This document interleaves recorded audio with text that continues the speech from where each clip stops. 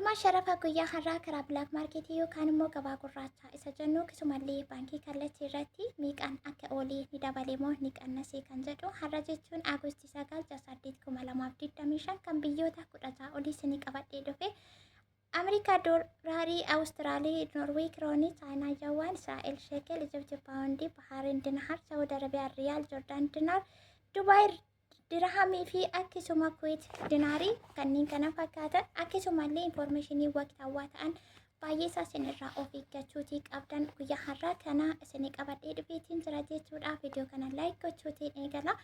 Yeroo ammaa kanatti egaa birriin akkuma beekamu karaa bilaak maarkeetii yookaan immoo gabaa gurraachaanis ta'e baankii irratti haalaatiin akka dabalaa jiru haa ta'u malee mootummaan alaaf keessaa birrii karaa hawwaalaa yookaan gabaa gurraachaan ergamu kanarratti akka dhaabbatuudhaa fi xiyyeeffannoo guddaatiin akka hojjechaa jirudha. Sababni isaa birriin akkasittiin gaafa dabalu diinagdee biyya keessaa irratti dhiibbaa fi miidhaa guddaa akka geessisaa jiru. Akkasuma birrii karaa gabaa gurraachaa kana ergamuu wal qabatee Dirjitii alaaf keessatti seeraan alaa akka hojjechaa jiru guutummaa guutuutti diinagdee irratti dhiibbaa kan balaa guddaa akka geessisaa jiru waan beekeef guutummaa guutuutti akka dhaabbatuudhaaf xiyyeeffannoo guddaatiin irratti hojjechaa jira. Yeroo akkasii girrigirrii kana keessa bootanii mallaqni keessan akka isin jalaatiin nyaatamne gabii galii baankii akka hin taane akkasumallee dallaalonni girrigirrii kana fayyadamanii birrii keessan isin jalaa fudhatanii baduutii danda'u isin kaaduu danda'u. Sababa infoormeeshinii akkasii baankii irratti ka'ee jiruu fi baankii irratti hafee rakkoo koomitii rakkoo baankiitii kun dhimma biyyaa dhimma walii galaa jedhanii isin kaaduu waan danda'aniifu of eeggannoo guddaa akkasiin gochuu dandeessanii isinitti himuu barbaada. Akkasumallee ijoollee kuweetii Joordaan akkasuma Saawud Arabiyaa jiraachaa jirtan Dubaay irratti birriin haalaan waan dabalee jiruudhaa fi gara Dubaayitti erganneetu birriin keenya achirraa kaasee gara biyyaatti akka nu galu barbaannettanii warri ergitanis nyaatamtan jirtu warri erguuf karoora qabdan akkasumallee ergitanii dallaalaadhaan walitti bu'aa jirtan. Inni kun irra deebii kanas jechuun rakkoo dallaalaa osoo hin taane baankiitu irratti hojjechaa jira mootummaa irratti hojjechaa jira waan ta'eef birriin keessan baankii irratti hafee dallaalaa birallee akka hin geenye gara keessanitti illee akka hin deebine kan godhe mootummaa waan ta'eef warri nyaatamtan warri kaan immoo isaa of eeggannoo akka godhatan asumarraatiin isinitti himuutiin barbaada.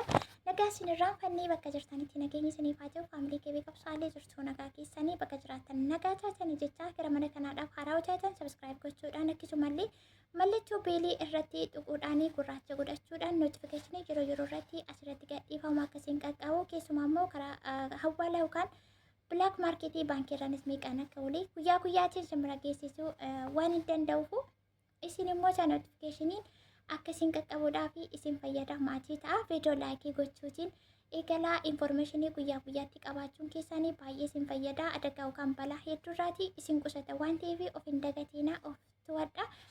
Infoormeeshinii fudhadhaa isiniin jechuuti barbaadeetiin akkasuma immoo isaa birriin dabalee jira. Waan qabnu gara biyyaatti ergannaa warri jettan birrii keessan biyyatti ergitanii dhimma ittiin qabdan yookaan hojii ittiin qabdan yoo ta'e kuni nagaadeedhaa fi baankii akkasuma faayidaa kennuudha malee isin wanti isin fayyadu hin jiru. Obbira kaawwadhaa birrii keessan suutattanii tasgabbooftanii seensa bara 2018 irratti otoo ergattanii baay'ee haala gaariitiin ergattu. Amma kana girrigirrii ayyaana wal qabatee birriin illee dabalee jira. Akkasumallee mootummaan isa kanarratti waan ka'ee jiruuf kana jidduutti akka miidhamne dhaamsaa isinitti immoo barbaada akkasiin of eeggannoo gootanii. Egaa viidiyoo kana laayikii godhaa laayikii gochuun keessanii wanti tokko waan isinitti har'aa kun jiru pilis walii laphee gaarii yaada ilaalcha gaarii namaaf qabdanii haga dhumaatti viidiyoo ilaaluun keessan isinumaan fayyadaa qodaa irraa nyaatan irraa fayyadaman immoo darbatanii hin deemanii. Viidiyoo kana erga isin fayyadee otoo laayikiin godhiyyoo baatanii gaarii hin taatu waan ta'eef pilis jaalalaaf kabajaan viidiyoo kana laayikii akkasiin naaf gootan nan barbaada isiniin jechuu fi gara oolmaa sharafa guyyaa har'aa Aagustii 9 jechuun kan guyyaa har'aa kanatti isinii darbaa jechuudha. Turtii keessanii aga xumuraatti na waliin godhaa isiniin jechuutiin barbaada. Doolaarri tokkoon shiigaa guyyaa har'aa kana jechuun Aagustii 9 guyyaa isaa akkasiin adda baafattanii sirriitti irra deddeebi'uu barbaade. Doolaarri tokkoon shii baankii irratti 138.66 jijjiiramaa oliitti jira. Karaa gabaa gurraacha immoo 170.45 jechuudha. Garaagarummaa jiru. Ilaalaa sumarratti yuuroo 90.49tiin oliitti jira. Karaa baankii Noorweey kiroonii 13.48tiin olee jira. Yeroo akkasii kanas immoo biyyarra jirtan irraati herrega keessan meeqa akka ta'u baankii fi gabaa gurraacha irratti meeqa akka ta'e baasuu dandeessu.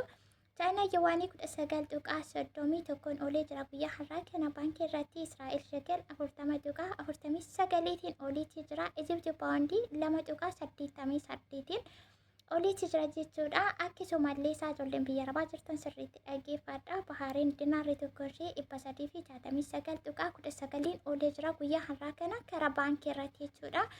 Saawudi Arabiyaan riyaalii guyyaa har'aa kana baankii irratti 36.95 karaa bilaak maarkeetii 42.20tiin olee jira jechuudha. Karaa baankii 36.95 karaa bilaak maarkeetii immoo 42.20tiin oleetti jira.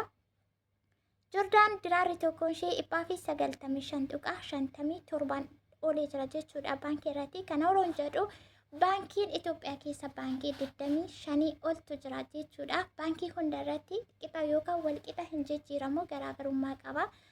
Kana keessaa ani kanan beekuu fi gaariidha kanan jedhu Itoophiyaa Nigdi baankii yookaan immoo isa daldalaa akkasumallee Daashanii fi Awwaash Siinqeen baay'ee bareedaadha. Kan kanarraa hafe baay'ee gatii gadi bu'aa ta'anii akka jijjiiraa jiranidha. Baankiin illee garaagarummaa qabaa as kanarratti hubadhaa isiniin jechuu barbaadeen.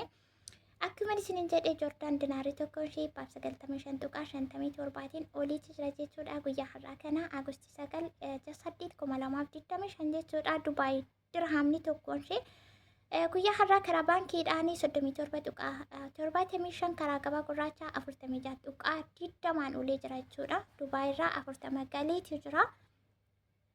Karaa baankii 37.75 karaa bilaak maarkeetii yookaan gabaa gurraachaatiin immoo 46.20tiin olee jira. Kuweet dinaar 453.82tiin olee jira jechuudha. Karaa baankiitiin Omar riyaalii 360.62 karaa baankiitiin karaa bilaak maarkeetii 446.47tiin olee jira jechuudha. Omar riyaalii tokko ishee karaa bilaak maarkeetii 446.47tiin olee jira. Sudaan paawundii 0.23 karaa baankiitiin Kataarri ijoollee Kataar jirtanii kanaan durallee Kataaroo jettanii turtanii sirriitti na hubadhaa. Kataarri 38.09tiin olee jira jechuudha. Karaa baankiitiin karaa bilaak maarkeetii yookaan gabaa gurraachaa 44.45tiin oleetu jira jechuudha. Guyyaa har'aa kana Turkii 3.41 olee jira baankii irratti. Birrii Turkii tokkoon ishee baankii Itoophiyaa irratti jechuudha. Birrii 3.41 karaa bilaak maarkeetii immoo 4.25 oleetu jira jechuudha. Yemen riyaal 0.58tiin olee jira baankii irratti. Faransii 161.46tiin oleetu jira jechuudha. Kanaaf kana fakkaataa infoormeeshinii yeroo biraa qabaachuuf sabiskiraabii mallattoo notifikashinii irra kaawwachuun irraanfatina. Pilees viidiyoo laayikii gochuun keessan adaraa fi imaanaa isinitti kennadha. Laayikiin keessan baay'ee na fayyada. Isinillee ni fayyadamtu. Fayyannee wal fayyannaa jechuuti barbaada. Ijoolleen gara Saawudi Arabiyaa, Joordaanii fi Kuweet irraa gara Dubaayitti birrii ergachaa jirtan immoo otuma ergitaniyyuu fayyadamaan taatanii otuma rakkoon akkanaa hin jiru ta'eyyuu sababni isaa birriin keessan qixxeetti baankii irratti citeetu ergama waan ta'eefu biyyuma jirtan irraatii gara biyyaatti karaa daldalaa amanamaa ta'een tasgabbooftanii birrii keessan ergattanii asumarraan isinitti mootiin barbaada jechuudha. Joordaanii fi Dubaay waluma qixa dhufaayyuu jira. Garaagarummaan qabu waan ta'eef inni baankii irratti citu achuma teessanii gara biyyaatti osoo ergattanii baay'ee tokko isin fayyada. Baankiin ni kuta waan ta'eef keessumaa karaa Saawudi Arabiyaatiin as gara Dubaayitti kan dhufu birriin ni cita. Isa kana sirriitti hin beeka. Egaa ijoolleen kanaan dura ergitanii nyaatamtan homaa isinii gochuu hin dandeenyu. Kan dogoggortan irraa baradhaa. Birrii keessan dallaalaatu nyaate jettanii dallaala miti kan nyaate birrii baankii keessatti qabamaa jira. Mootummaan kana seeraan ala waan godhee jiruu fi irratti xiyyeeffatee hojjechaa jira waan ta'eef infoormeeshinaa dabalataan akkan deebi'ee dhufutti sabiskiraabii gochuu hin irraanfatinaa. Deddeebii viidiyoo haga xumuraatti biyyootaan ani maqaa hin dhahin hin jiru. Gabaa gurraachaa fi baankii kallattii irratti meeqaan akka oolee akkasittiin herrega keessan akka qabdan irraatiin baafachuu dandeessu. Of eeggannuuf xinniqaaqee isin kan gootan yoo jiraate garriin akkasii baankii irratti yeroo jidduu hin galiina. Birrii keessan of biratti qabadhaa. Birriin ni qannasa ni jedhu sobaa.